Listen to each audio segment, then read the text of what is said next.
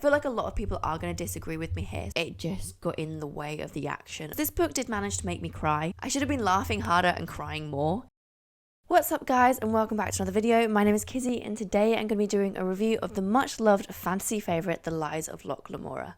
Every YouTuber and book blog and people I really trust about their fantasy tastes and reviews love this book. It is raved everywhere and has been for a very long time. So I had high expectations going into this. It has everything that I could want in a fantasy. My two favourite tropes, heists and a found family. They're the two trigger words used to discuss this book every single time. I thought this was going to be a firm favourite. I was not quite met with those expectations. Overall, I was left feeling a little bit underwhelmed when I came out of this book, which is not what I expected at all. I was for sure thought this was going to be a favourite and I was going to be raving about it, but I thought I'd do a review saying why I didn't find it as enjoyable as everyone else seems to. So if you would like to see that, please do carry on and watch this review, and do like and subscribe as it does help my channel. So let's get into the review. For some of you that don't know, let's get some groundwork. This is going to be a 7-book series. Seven books are going to make this series. How? I'm not entirely sure. Currently we only have 3. The first one came out in 2006. Then the next one, quite a speedy turnaround, was 2007. Then it took till 2013 for the next one to come out. The 4th one in the series was meant to come out in 2019, but we're still waiting for it.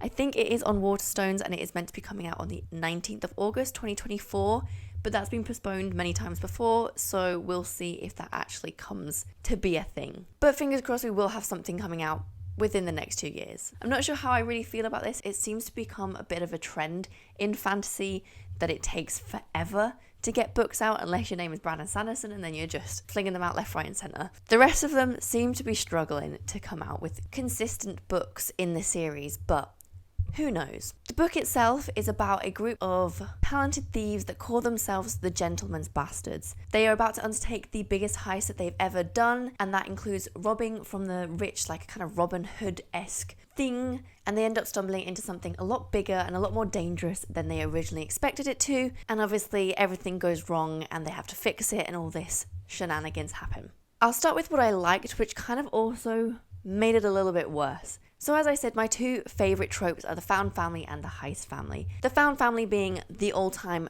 favourite thing I love. I just love it. The oddbods all coming together with different talents that they have to piece together. The friendships, the like I will die for you kind of thing that happens. The banter, the funniness, the lightheartedness that it kind of brings to a lot darker kind of fantasies. I just absolutely love it. I think it's a great trope and I wish more had it. This trope goes well with heists, obviously, because you've got in a heist people coming together to then pull off a heist. So you've got like normally the big brash one, you've got the thinker, you've got the like little ninja one, you know, that you've got the kind of different aspects of each character come together to pull off a heist.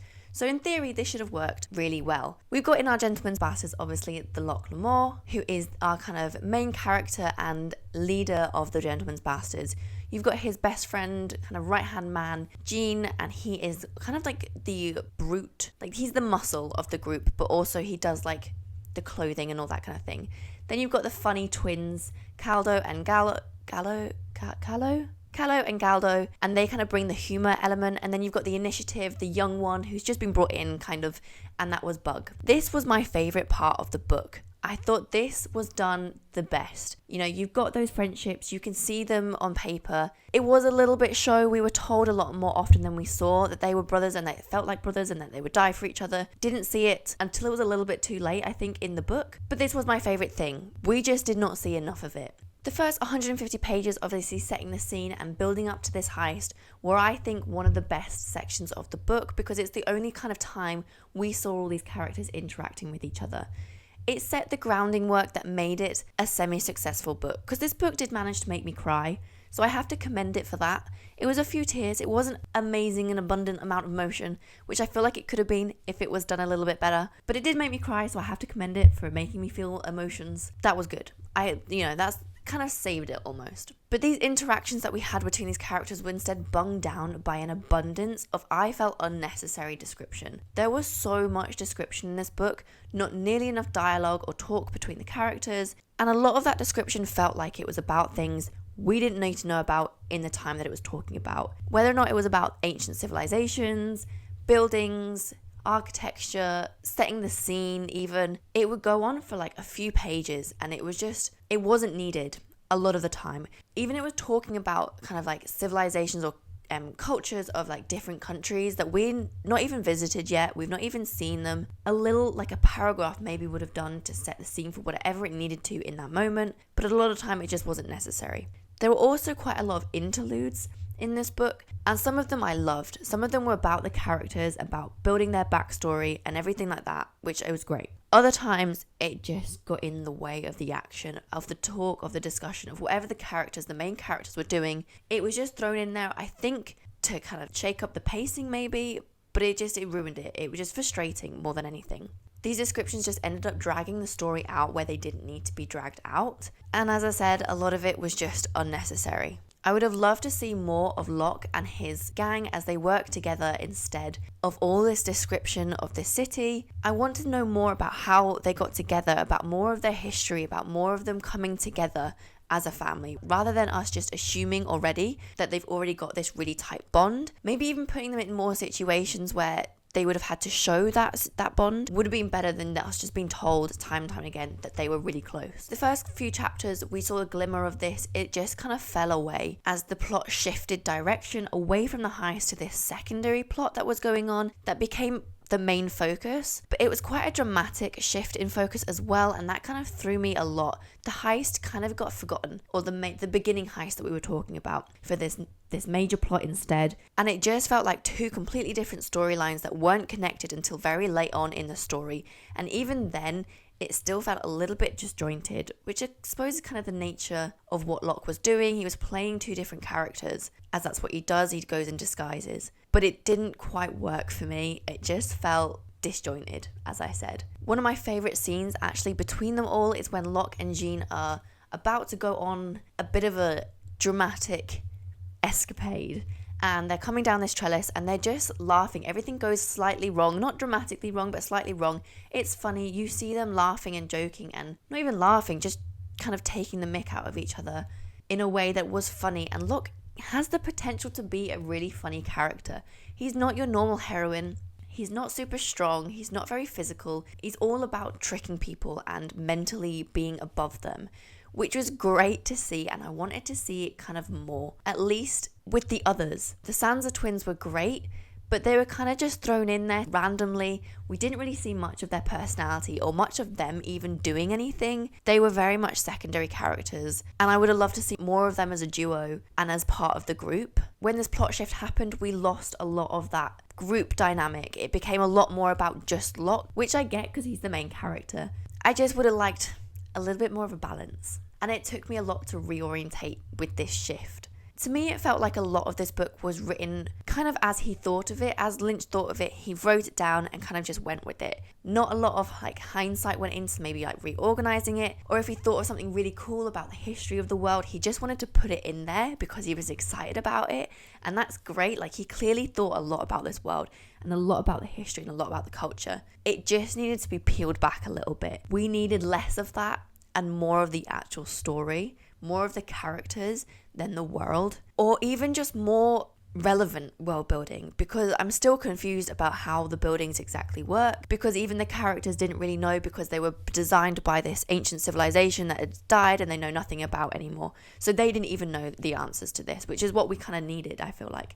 Otherwise we could have cut out a lot of the backstory. So for me, it didn't even have the heist aspect that I was expecting. When someone says a heist in a book, I expect the kind of going around, grouping together of the people, finding them, piecing together, and then watching that bond grow as they all come together, as they build a plan and they act in the plan, and the end goal is to reach that. And everything goes wrong, obviously, along the way. That's to be expected. This didn't quite have that to it. It was more, I don't even know how to explain it, but I wouldn't say it was like a Mistborn level heist. It was definitely different from that, and it just fell flat for me. I didn't enjoy it as I would like to have enjoyed it. We also have the dreaded non-existent character that is apparently a very relevant person. So one of the group, or who used to be in the group, is disappeared. She's left the group, and she's mentioned multiple times, but we never see her, even though she's meant to have a very detrimental impact on our main character. But because Locke doesn't want to talk about her, she's never mentioned. There's also flashbacks that discuss her, but she's again never shown. She's just someone that might be coming back or might be in the periphery. And I know that's meant to draw tension towards like throughout the book, but it just became frustrating that there was these characters who were meant to be monumental to our main characters, who we were meant to support and love, yet we knew nothing about this person that affected them so much. So that was just a weird side bit that I'm assuming is going to be brought back in later books. But again, that could have been pushed back to later books, or only like not mentioned as much, or just something about it needed to change. Overall, will I be continuing this series? Absolutely. I don't think this is a bad book. I think it could have been better.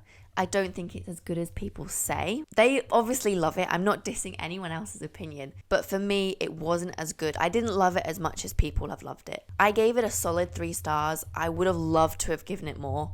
I was hoping to give it 5. It did not happen. I have got the next 2 books in the series. I will be continuing it on. Whether or not that's anytime soon, I'm not going to rush. I'm going to take Scott Lynch's example and I'm not going to rush reading this because he's taken his sweet time writing them. I'll take my time reading them. Hopefully I will do it by the end of the year because I do want to kind of keep on top of reading series that I'm currently in the middle of, especially if it's going to be a while till the next one. I'd rather kind of have it all in my head now and be able to go back and kind of briefly go over it again. But I'm not going to be too hard on myself if I don't make that goal. That's my thoughts. It's a good book. It had good elements. It made me laugh. It made me cry, but I did not love it. I commend it for making me feel those emotions, but it should have been stronger. They should have been better. I should have been laughing harder and crying more. It's how I feel coming out of this. It had the potential, which is why it's so frustrating. It could have been so good. It just was bogged down by this description that I don't think it needed. The middle was slow. It was poorly paced, I think, because of this. It all comes down to this, you know. It just dragged where it didn't need to. There's my review. I hope this hasn't destroyed too many people's favourite books. I feel like a lot of people are going to disagree with me here. So if that is the case, do let me know down below. I'm sure I've missed something, but it is just those descriptions. Maybe I was just not in a descriptive mood when I read this. Thank you again for watching. As I said, please do like and subscribe if you'd like to see more videos and reviews. And I will see you in another video next Sunday.